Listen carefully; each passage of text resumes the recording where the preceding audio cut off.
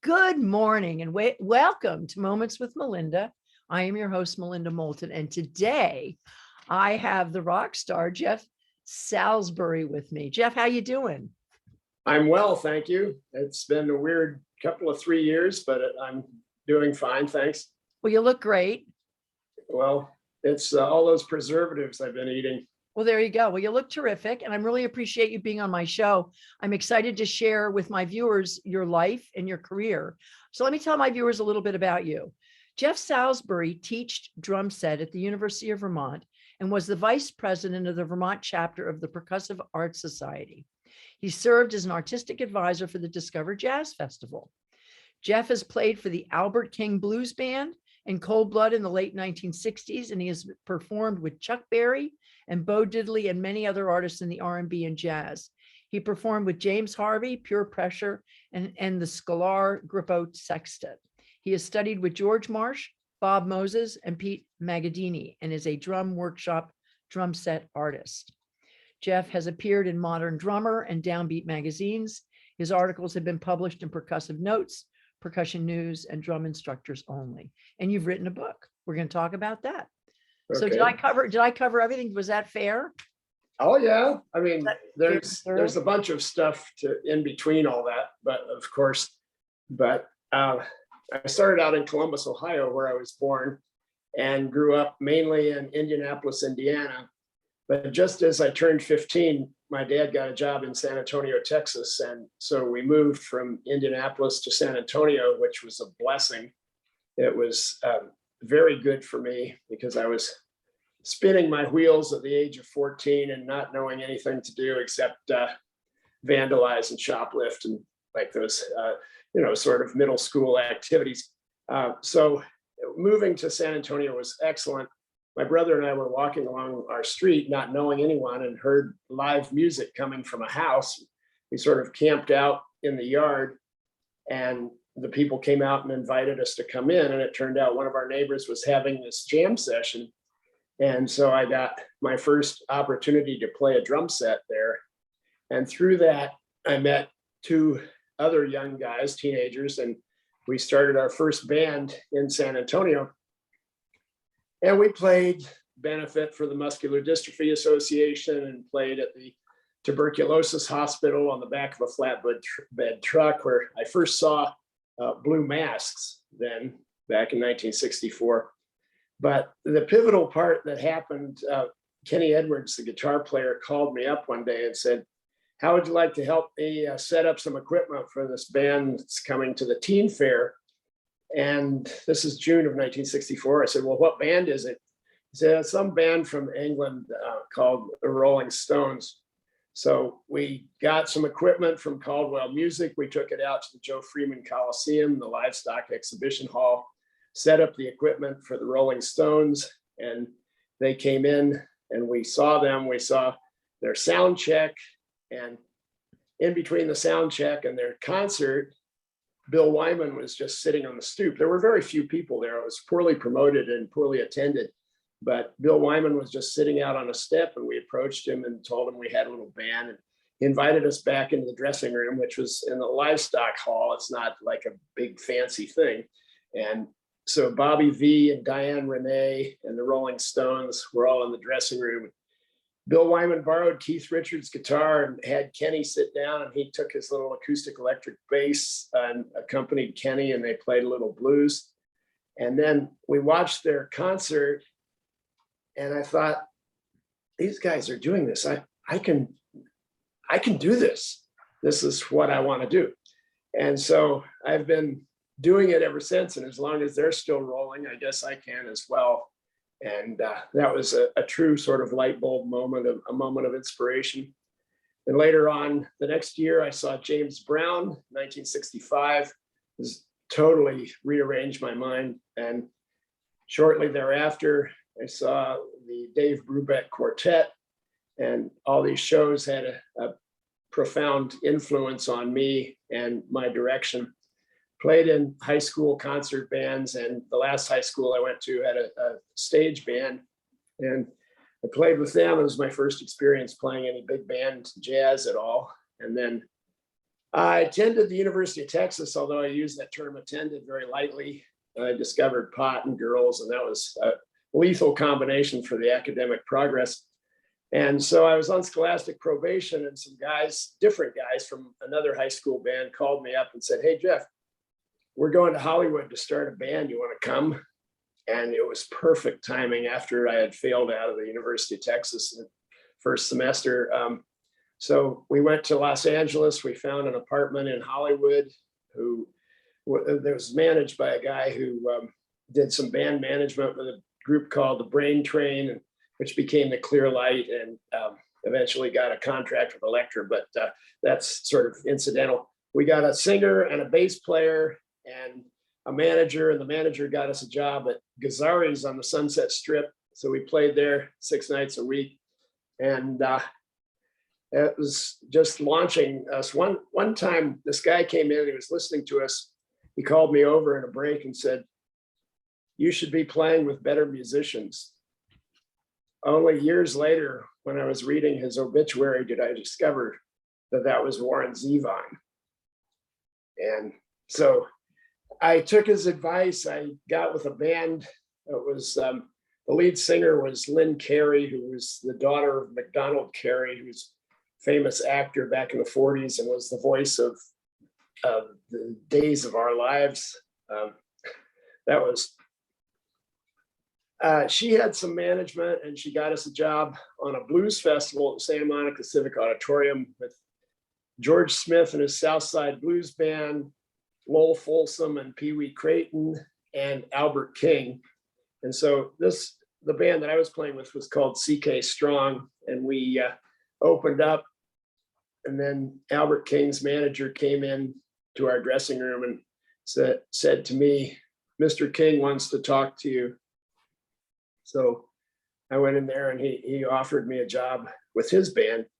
And shortly thereafter, I went on the road for 8.5 months with him. And that was really my music school. That was my learning experience, my sociological realization, and my historical perspective on the United States, the Southern United States. We played a lot of the psychedelic circuit, the Fillmore East, Fillmore West, Carnegie Hall, the Electric Theater in Chicago, the Electric Factory in Philadelphia, the Grande Ballroom in Detroit, the Rock Pile in Toronto.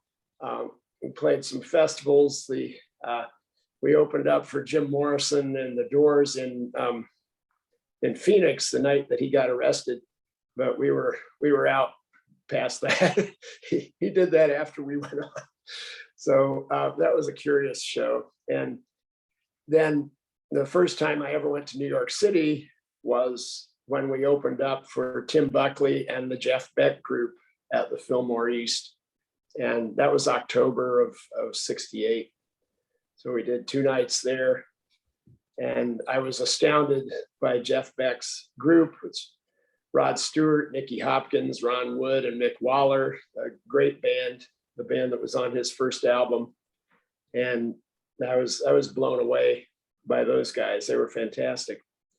May he rest in peace. As I realized that there are only 3 of us who were in that show who are still alive. That's Rod Stewart, Ron Wood, and myself. So, but other than playing in the psychedelic circuit, we toured the South in what's referred to as the Chitlin circuit, and played Arkansas, Mississippi, Alabama, Tennessee. And I got to see what the conditions that African-American people had to endure.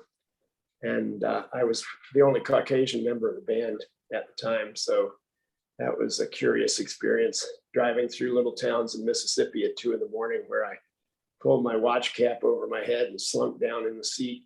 They didn't want Sheriff John Brown to stop us and frisk us or whatever, or shoot us, possible. So it was a very interesting learning experience for me. And the discrimination of people of color being able to play in different venues. You must have experienced that. We played primarily Black venues down south.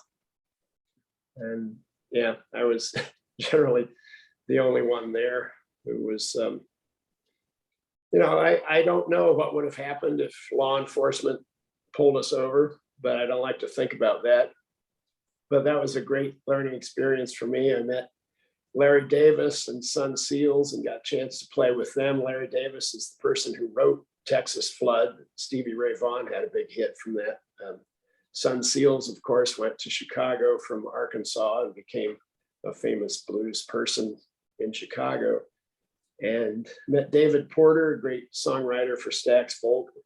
We stayed in the Lorraine Motel, which was infamous, of course. I stayed in the room adjacent to the room that Martin Luther King was staying in when he was assassinated.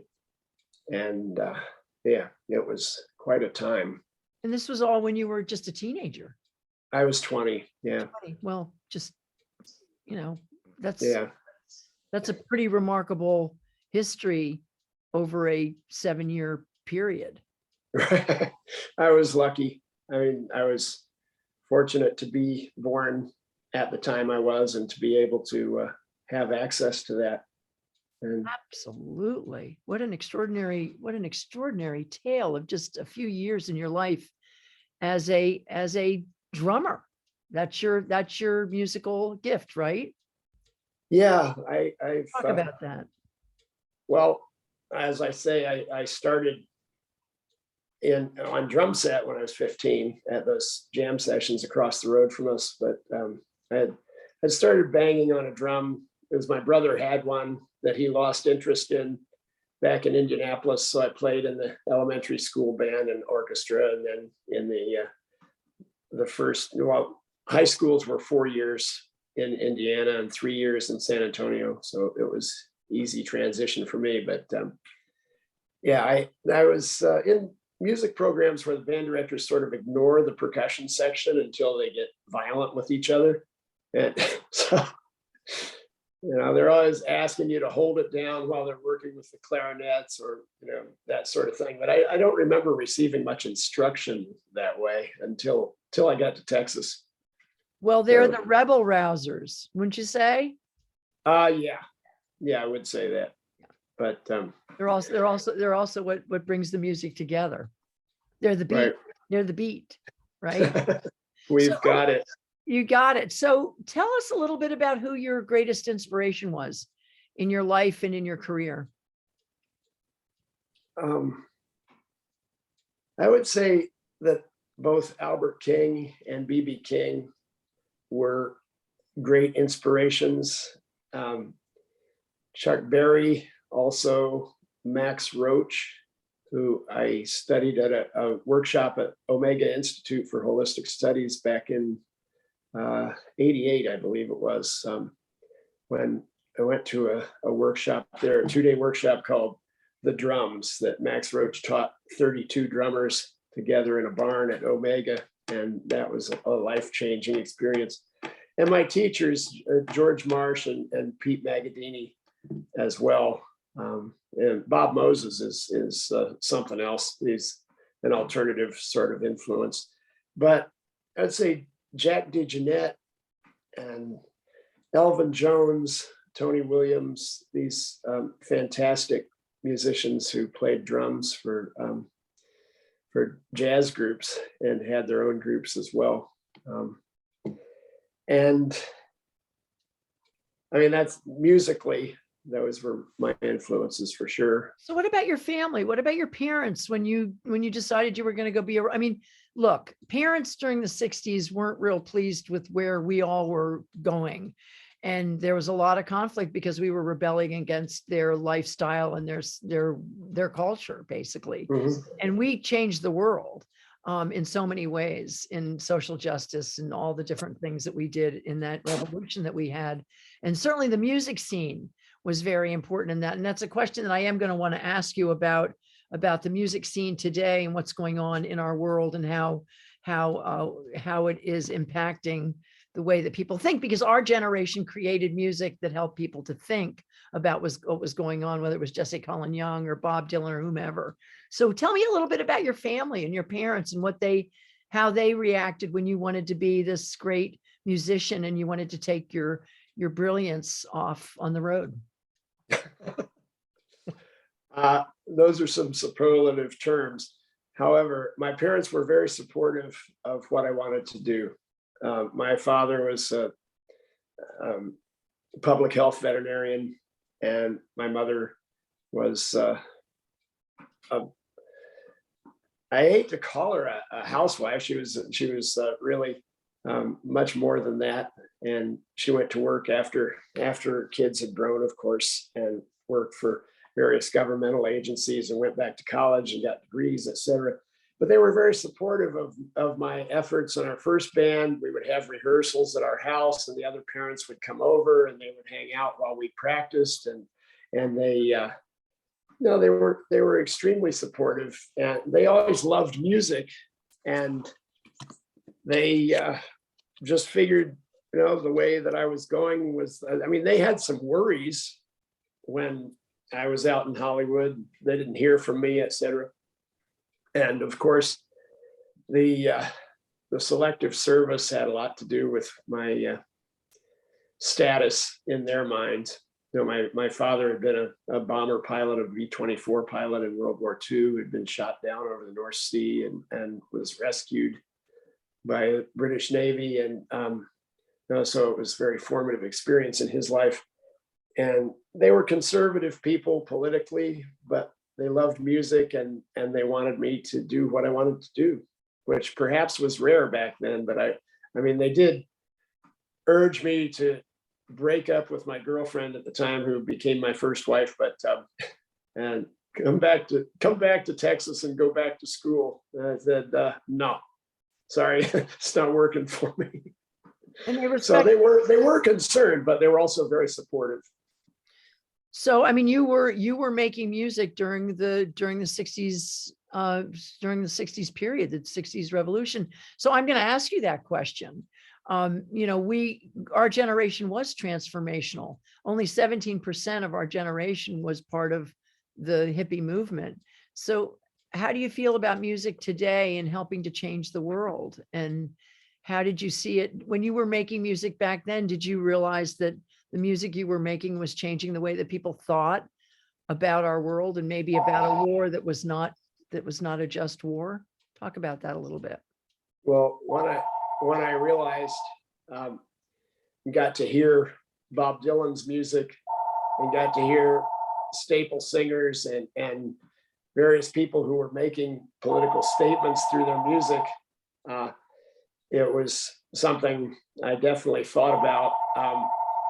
I was not in a position to really do much politically, although I was confronted myself, the selective service system, but that's a whole other story that we don't need to put out. Well, no, I mean, but that's an important story. I mean, because a lot of men your age were facing that of having to be drafted. So, and a lot of our friends went into the war, and a lot of them didn't come back. So let's moving to Vermont, because a lot of people of our generation came to Vermont for a lot of reasons: to settle down, to be able to buy some land, to homestead, and also to be close to the Canadian border. Talk a little bit about what brought you to Vermont.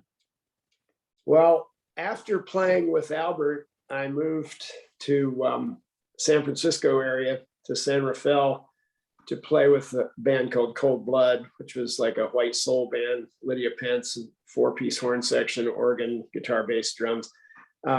And I did a couple of tours with them, but then I was goofing around, I suppose. My first wife got very interested in a place which you may have heard of, called Synanon Foundation. And she loved to go in there and play the Synanon game, which was attack therapy in groups. It was a very curious concept. So one day she came home, and I was in between bands, and she said, well, I'm moving into Synanon, and you can come if you want, or I'm not, or you can stay. And we had only been married, less than a year. And she was intent on moving into this place. And so she was a legal secretary at the time, so she could move in and be called what was termed lifestyler, which as a musician, I was automatically assumed to be a heroin addict. And so I was brought in as a dope fiend, as they referred to us. But I was just a pot smoking hippie. I wasn't any IV drug user. But so we spent a year and a half in there. And I would say that the best thing that came out of that for me was learning how to verbally defend myself, and also having the opportunity to play with some of the great jazz players who were in there for their addictions. Art Pepper and Frank Rehat being among them. I played with a 40-voice gospel choir that was conducted by Matt Beard, who you may remember as Stymie from the Little Rascals. And we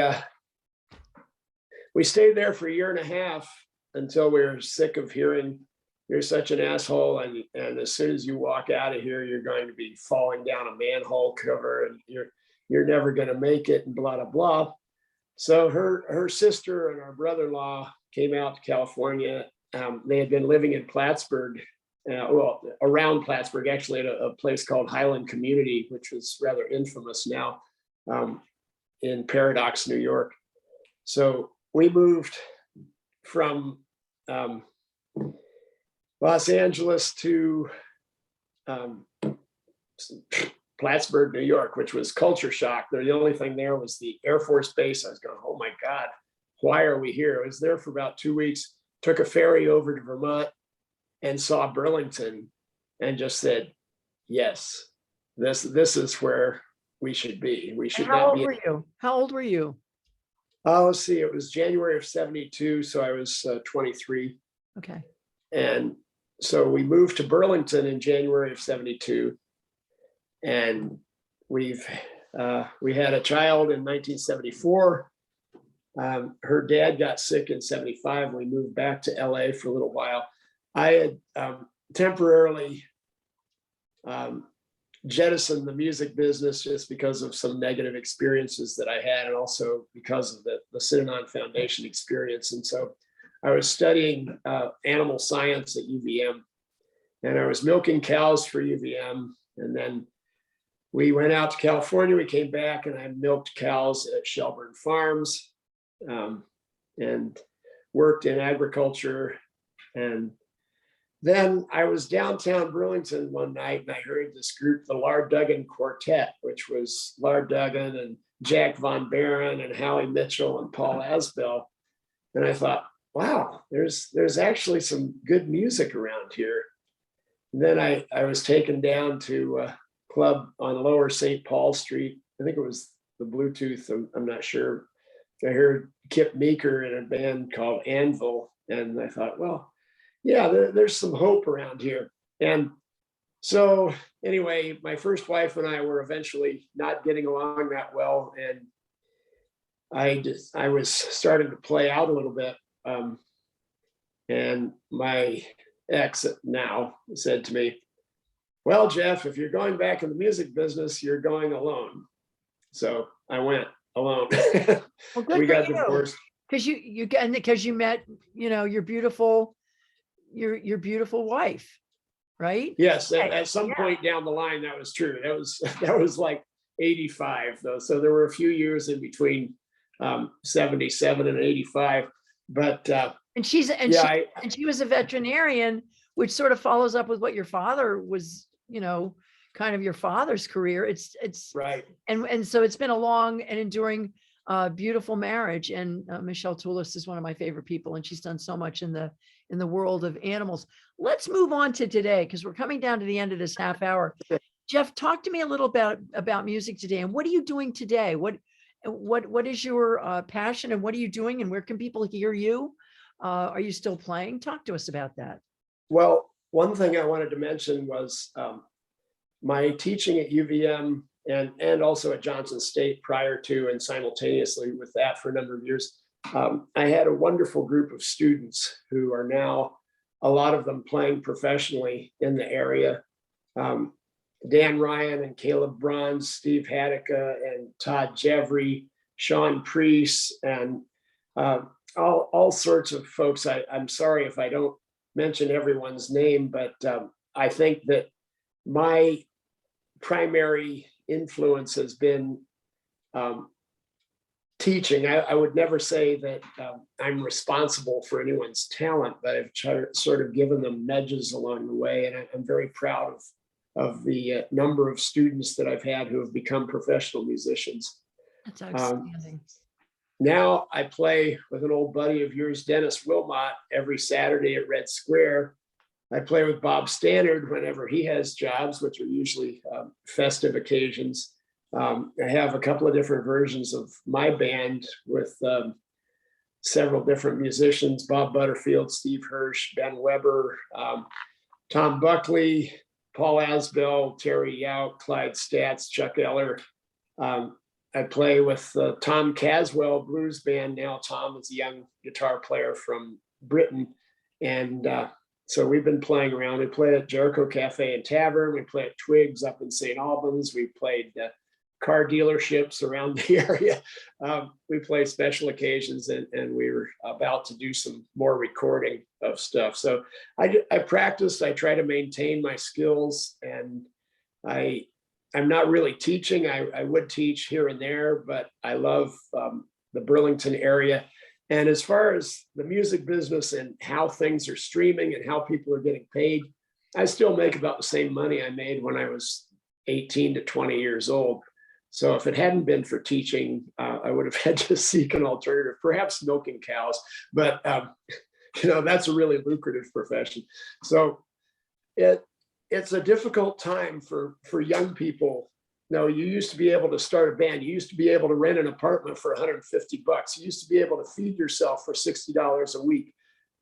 These days, if the pay hasn't changed, but the conditions certainly have, and everything's expanded to about 10 times the cost that it was when we were young. And I really feel bad for people. How can you start a band? How can you keep it together unless you're really savvy technologically? All that stuff has passed me by, and I don't try to keep up with it. But kids have to promote themselves online and have to have a steady appearance. And with our society's fixation on celebrity, it's tough, because if there's a certain person in the group, they can be extracted and put into a different situation. Some producer gets a hold of them and gets rid of the rest of their band. That's an old story, and I'm not mentioning any names around here, but it happens. And the misogyny that goes on in the music business is tremendous and ongoing. I feel really bad for people who are what age I was when I just lucked out and was able to go on the road and was able to play with these various people. But that stuff, I know that can really happen with the situation these days. Well, you must be doing mentoring for some of these young people to help them to. Well, I love seeing them. One time in the jazz festival, I was walking down Church Street with Michelle, and I heard about 6 different bands up and down Church Street. And I said, every one of the drummers was a former student of mine. So I feel very enriched. So we've come to the end of our show, but I want to talk to you for a second about how people can find you, and how can people know where you're playing, and how do you have a website that you can share with my viewers? I don't really have a website. I'm on Facebook. Okay. And I don't know. I just to follow you, people can, you can follow Left Eye Jump, which is Dennis's band, right? Of course. Were you at Bob Stannard's last? Because I was there, and I should know whether you were there or not. I was in Arizona at the time, in the show at the Virgins Opera House. I had played there with Bob in previous years, but no, I wasn't at that one. We missed you, and you would have certainly added to it, but it was an extraordinary event. And Bob, I heard it was 4.5 hours long. I know, and it was like, well, this is the end, I'm walking, but that will never happen. So listen, Jeff Salisbury, what a talent! I think you should write a history book or write your memoir, and with all your incredible stories, because young people have to hear your stories. They're beautiful, they're profound, they're hopeful, and I think they're inspirational for our young people. So for the time that you have given me here today and my viewers, I honor you. I'm going to show up at Red Square and hang out and become your groupie. And thanks so much for what you've done for the music scene and for Vermont. Well, thank you. And it's been reciprocal. Vermont has been very good for me. And thank you, Melinda. It has been. You're a beautiful man. And to my viewers, I want to thank you for joining us today, and I will see you soon.